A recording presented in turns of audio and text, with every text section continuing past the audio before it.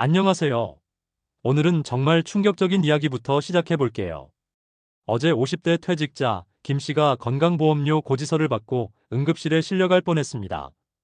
월 34만 원. 도대체 이게 뭐야? 월급도 안 나오는데 보험료가 이렇게 많이? 여러분도 혹시 비슷한 충격을 받으신 적 있으시죠? 퇴직 후 갑자기 폭증하는 건강보험료 때문에 잠 못 이루시는 분들, 오늘 영상 끝까지 보시면 월 20만 원 이상 절약할 수 있는 완전히 합법적인 방법들을 모두 공개해 드릴게요. 특히 마지막에 말씀드릴 7번째 방법은 정말 혁명적입니다. 실제로 한 분이 이 방법으로 연간 240만 원을 절약하셨어요. 그 놀라운 비밀이 뭔지 정말 궁금하시죠? 그럼 바로 시작해 보겠습니다. 먼저 왜 퇴직 후에 건강보험료가 이렇게 미친 듯이 오르는지 정확히 알아야 해요. 이걸 모르면 절약 방법도 이해할 수 없거든요.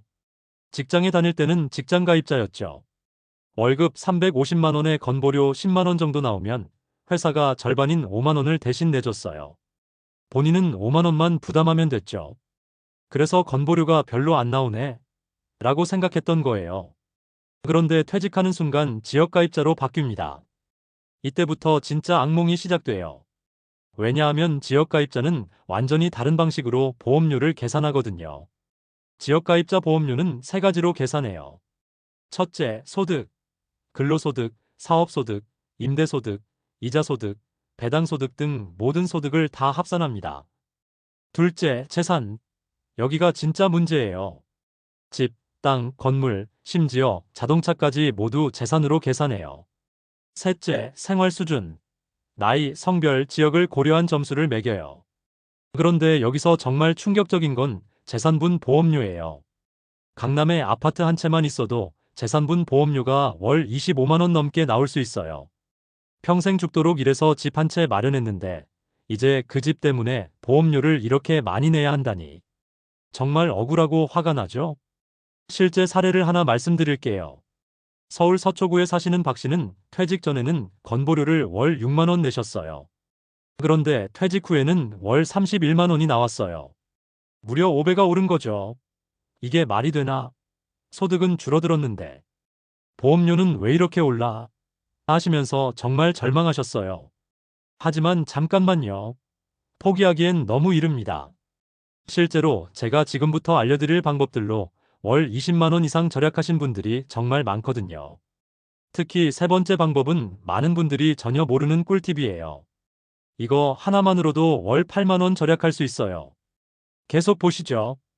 첫 번째 방법은 정말 많은 분들이 전혀 모르는 재산 재평가 신청이에요. 이 방법 하나만으로도 월 5만 원에서 10만 원까지 절약할 수 있어요. 건강보험공단은 국세청 자료를 바탕으로 우리 재산을 평가해요. 그런데 문제는 이 평가가 항상 정확하지 않다는 거예요.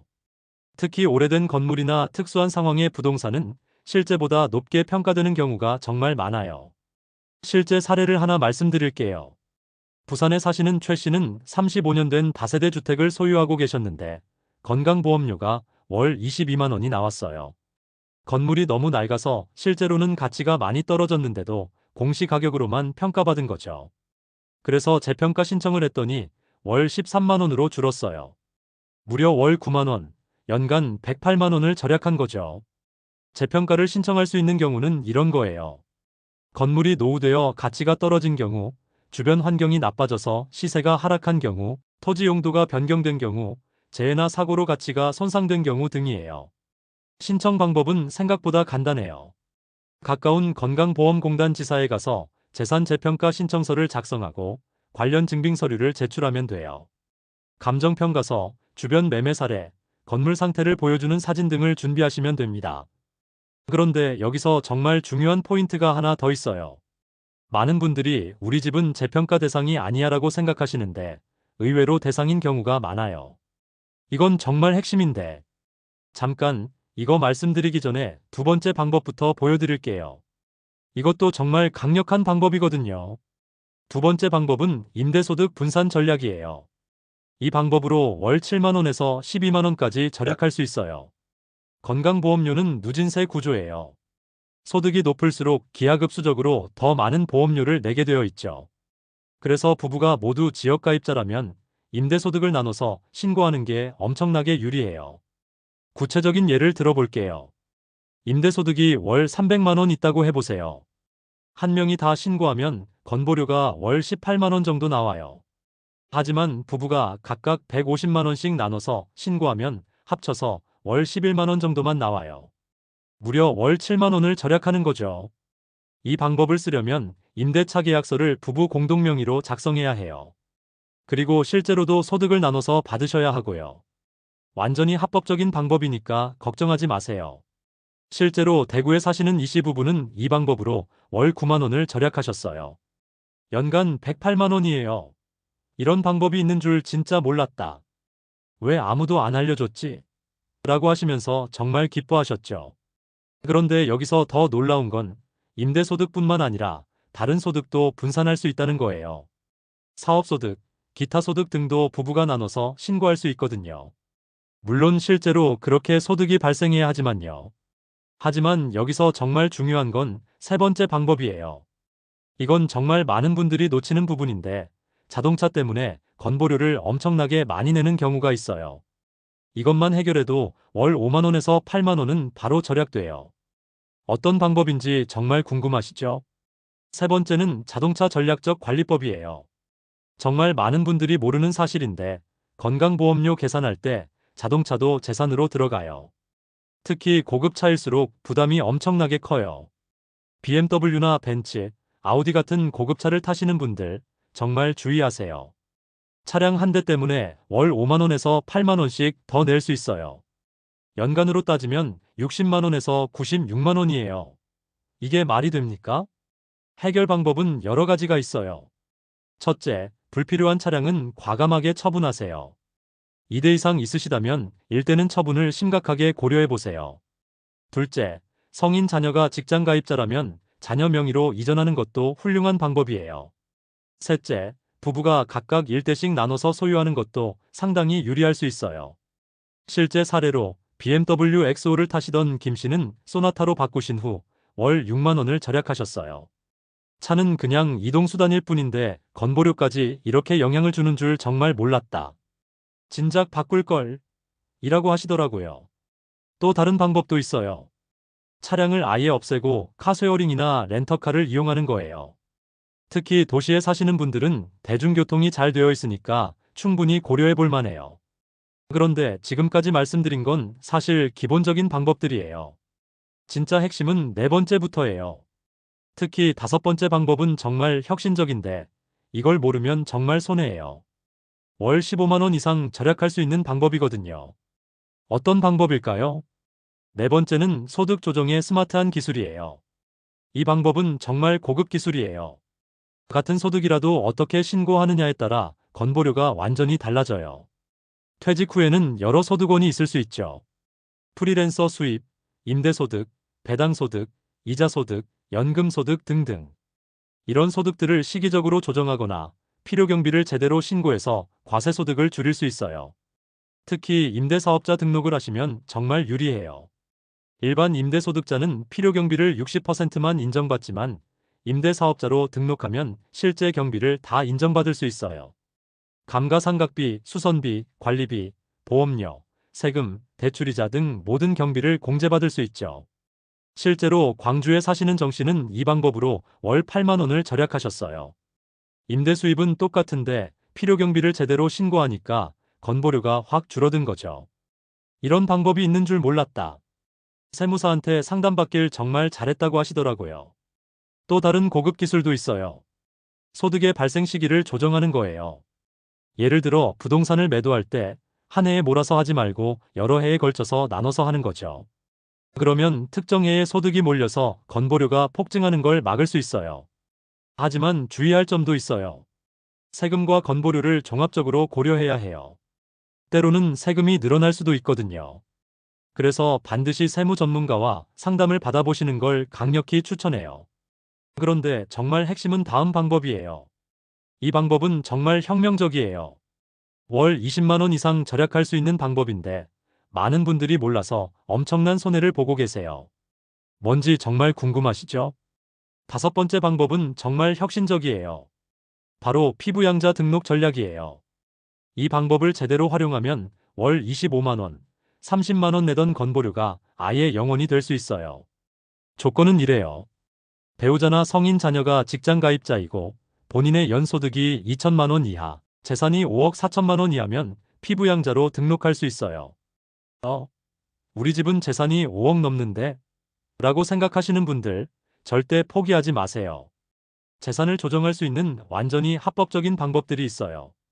예를 들어 부부가 재산을 나눠서 소유하거나 일부 재산을 자녀에게 증여하거나 건보료 대상이 아닌 자산으로 전환하는 방법 등이 있죠. 실제 사례를 말씀드릴게요. 인천에 사시는 박 씨는 딸이 대기업에 다니는데 본인 소득을 줄이고 일부 재산을 조정해서 딸의 피부양자로 등록했어요. 그 결과 월 28만 원이던 건보료가 0원이 됐어요. 연간 336만 원을 절약한 거죠. 그런데 소득을 어떻게 줄이죠? 라고 궁금하실 텐데 이것도 합법적인 방법들이 많아요.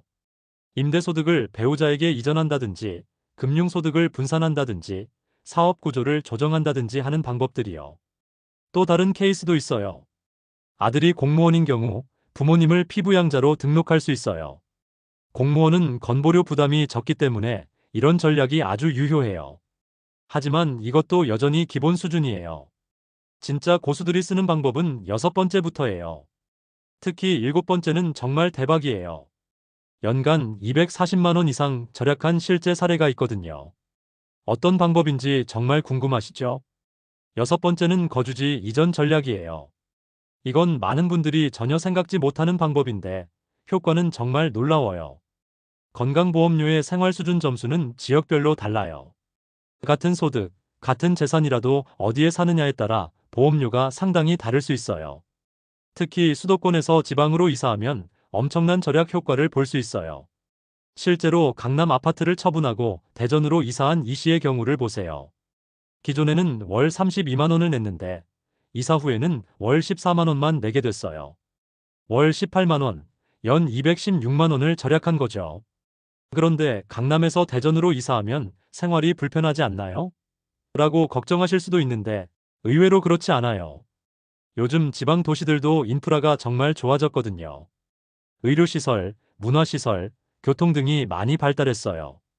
게다가 생활비도 훨씬 저렴해요. 강남에서 월 20만 원짜리 주차비를 내던 분이 대전에서는 무료 주차를 이용하시거든요. 외식비, 생필품비 등도 20-30% 저렴해요. 물론 이건 극단적인 경우고 모든 분에게 권하는 건 아니에요. 가족관계, 인맥, 개인적인 사정 등을 종합적으로 고려해야 하죠. 하지만 이미 은퇴하셨고 굳이 수도권에 있을 필요가 없으시다면 정말 심각하게 고려해 볼 만한 방법이에요. 특히 자녀들이 모두 독립했고 본인들만 남은 경우라면 더욱 그래요. 그런데 지금까지 말씀드린 모든 방법들을 통합해서 사용하는 궁극의 전략이 있어요. 바로 7번째 방법인데 이건 정말 혁명적이에요. 실제로 한 분이 이 방법으로 연간 240만 원을 절약하셨거든요. 도대체 어떤 방법일까요? 마지막 7번째 방법은 정말 대박이에요. 바로 통합 포트폴리오 재구성 전략이에요. 이건 앞서 말씀드린 모든 방법들을 종합적으로 활용하는 마스터 전략이라고 할 수 있어요. 퇴직을 앞두고 계시거나 이미 퇴직하셨다면 소득과 재산의 구조를 건보료까지 고려해서 완전히 재설계해야 해요. 단순히 수익만 생각하면 안 되고 세금과 건보료까지 종합적으로 계산해야 하거든요. 실제 대박 성공 사례를 자세히 말씀드릴게요. 서울에 사시는 김 씨의 놀라운 이야기예요. 퇴직 직후 상황은 이랬어요. 강남 아파트 한 채가 공시가 10억 원, 임대용 오피스텔 세 채가 각각 4억 원, 월 임대소득이 350만 원이었어요. 그런데 건보료가 월 38만 원이나 나왔어요. 이게 말이 되나? 한 달에 38만 원씩 내면 연간 456만 원이야. 정말 기가 막히셨죠? 그래서 전문가와 상담해서 전략적으로 접근했어요. 첫째, 강남 아파트를 처분하고 경기도 성남으로 이전했어요. 공시가가 6억 원으로 줄었죠. 둘째, 오피스텔 두 채를 처분해서 해외 부동산과 금융자산으로 전환했어요. 해외 부동산은 건보료 계산에서 제외되거든요. 셋째, 남은 임대소득을 부부가 나눠서 신고했어요. 넷째, 임대사업자로 등록해서 필요경비를 확대했어요. 다섯째, 고급 수입차를 국산차로 바꿨어요. 결과가 어떻게 됐을까요? 건보료가 월 18만 원으로 줄었어요. 월 20만 원, 연간 240만 원을 절약한 거예요. 게다가 처분한 부동산 수익으로 안정적인 금융소득도 확보했고 해외 부동산 투자로 포트폴리오도 다변화했어요.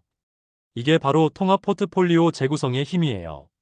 개별 방법들을 따로따로 쓰는 게 아니라 전체적으로 통합해서 접근하는 거죠. 또 다른 고급 전략도 있어요.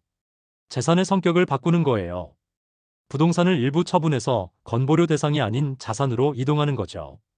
예를 들어 해외 부동산, 골프 회원권, 특정 금융상품들은 건보료 계산에서 제외되거든요. 소득의 성격도 바꿀 수 있어요.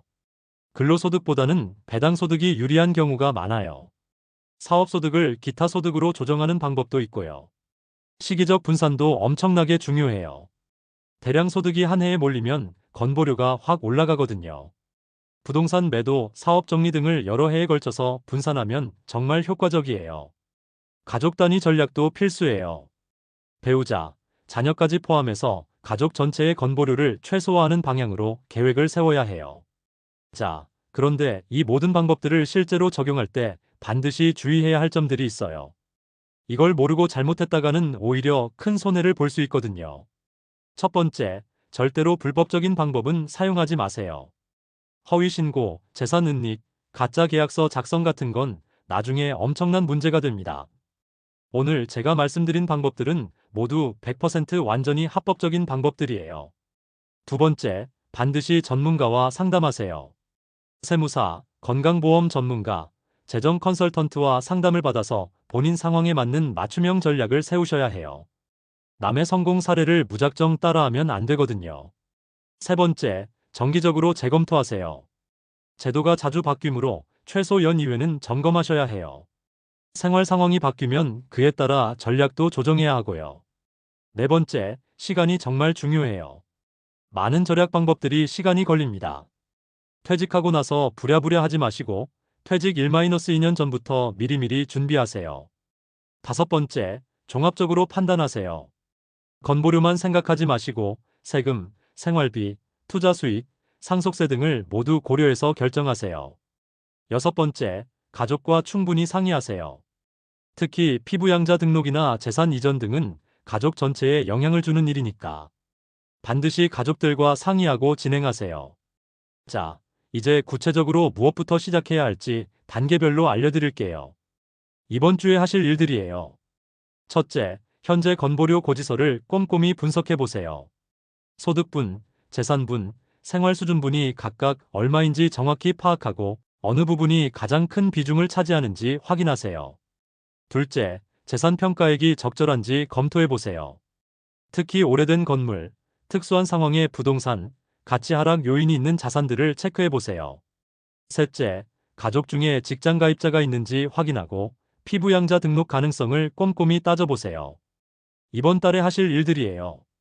첫째, 가까운 건강보험공단 지사에 가서 무료 상담을 받아보세요. 전문 상담사가 본인 상황에 맞는 구체적인 절약 방법들을 알려줄 거예요. 둘째, 세무사 사무소에 가서 건보료까지 고려한 종합적인 절세 방안을 상담받으세요. 이때 오늘 배운 내용들을 미리 정리해서 가져가시면 상담이 훨씬 효율적이에요. 셋째, 불필요한 자산이 있다면 처분 계획을 구체적으로 세워보세요. 넷째, 임대소득이 있으시다면 임대사업자 등록을 고려해보세요. 장기적으로 하실 일들이에요. 첫째, 은퇴 후 라이프 스타일에 맞게 전체 자산을 재구성하세요. 이때 건보료, 세금, 상속세, 생활비 등을 모두 고려해야 해요. 둘째, 정기적인 건보료 모니터링 시스템을 만드세요. 매년 7월과 12월에는 반드시 점검하시고요. 셋째, 제도 변화에 따른 전략을 지속적으로 업데이트하세요. 특별히 당장 실행할 수 있는 즉시 효과 방법들도 알려드릴게요. 첫째, 자동차 점검. 지금 당장 여러분이 소유한 자동차들을 점검해 보세요.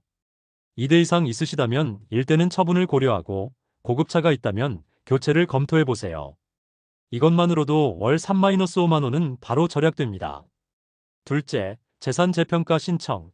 30년 이상 된 건물이나 특수한 상황의 부동산이 있으시다면 다음 주에 바로 건강보험공단에 가서 재평가 신청하세요. 이것도 월 5-8만원 절약 가능해요. 셋째, 피부양자 등록 검토. 자녀 중에 직장 가입자가 있고 본인 소득과 재산이 기준에 맞는다면 즉시 등록 절차를 밟으세요. 이건 월 20-30만원 절약할 수 있는 대박 방법이에요. 넷째, 임대소득 분산. 부부가 모두 지역가입자라면 다음 임대차 계약 갱신할 때 공동명의로 계약하세요. 이것도 월 5-10만원 절약 효과가 있어요. 마지막으로 정말 중요한 팁 하나 더 드릴게요. 건강보험공단에서는 매년 무료 상담 서비스를 제공해요. 그런데 많은 분들이 이걸 모르세요. 전문 상담사가 개인별 맞춤 절약 방안을 무료로 알려주거든요. 이 서비스를 꼭 활용하세요. 또 세무사 상담을 받을 때는 건보료 절약까지 고려해달라고 명확히 요청하세요. 많은 세무사들이 세금만 고려하고 건보료는 놓치는 경우가 있거든요. 그리고 온라인 건보료 계산기도 활용해보세요. 여러 시나리오를 입력해보면서 어떤 방법이 가장 효과적인지 미리 시뮬레이션 해볼 수 있어요. 여러분, 오늘 정말 중요한 내용들을 배웠어요. 50대 퇴직 후의 건강보험료 부담, 정말 심각한 문제죠. 하지만 오늘 알려드린 7가지 방법들을 잘 활용하시면 분명히 부담을 크게 줄일 수 있어요. 다시 한번 핵심만 정리해드릴게요. 첫째, 재산 재평가 신청으로 월 5-8만원 절약. 둘째, 임대소득 분산으로 월 7-12만원 절약. 셋째, 자동차 전략적 관리로 월 3-8만원 절약. 넷째, 소득 조정 기술로 월 5-10만원 절약. 다섯째, 피부양자 등록으로 월 20-30만원 절약. 여섯째, 거주지 이전으로 월 15-20만원 절약. 일곱째, 통합 포트폴리오 재구성으로 연간 200만원 이상 절약. 이 중에서 여러분 상황에 맞는 방법들을 선택해서 적용해보세요. 실제로 월 15만원, 20만원씩 절약하신 분들이 정말 많거든요. 심지어 연간 240만원을 절약하신 분도 계셔요. 중요한 건 절대 포기하지 않는 거예요. 어차피 내야 하는 거야. 나이 드니까 어쩔 수 없지라고 생각하지 마세요. 적극적으로 절약 방법을 찾고 실행하세요. 여러분의 소중한 노후 자금을 건보료로 다 털리지 마시고 오늘 배운 방법들로 확실하게 지켜내세요. 특히 퇴직을 앞두고 계신 분들은 지금부터 미리 준비하세요. 퇴직하고 나서 부랴부랴 하면 선택의 여지가 줄어들거든요. 1-2년 전부터 차근차근 계획을 세우시면 훨씬 더 큰 절약 효과를 볼 수 있어요. 그리고 혼자서 해결하려고 하지 마세요. 전문가의 도움을 받으시고 가족과도 충분히 상의하세요. 특히 자녀들이 있으시다면 피부양자 등록 같은 방법들을 적극적으로 고려해보세요. 마지막으로 제도는 계속 바뀝니다. 오늘 배운 방법들도 몇 년 후에는 달라질 수 있어요. 그러니까 정기적으로 점검하시고 새로운 절약 방법들도 계속 공부하세요. 여러분의 건강하고 여유로운 노후를 위해서 건보료 부담을 확실하게 줄이시기 바라요. 오늘 영상이 정말 큰 도움이 되셨기를 바랍니다.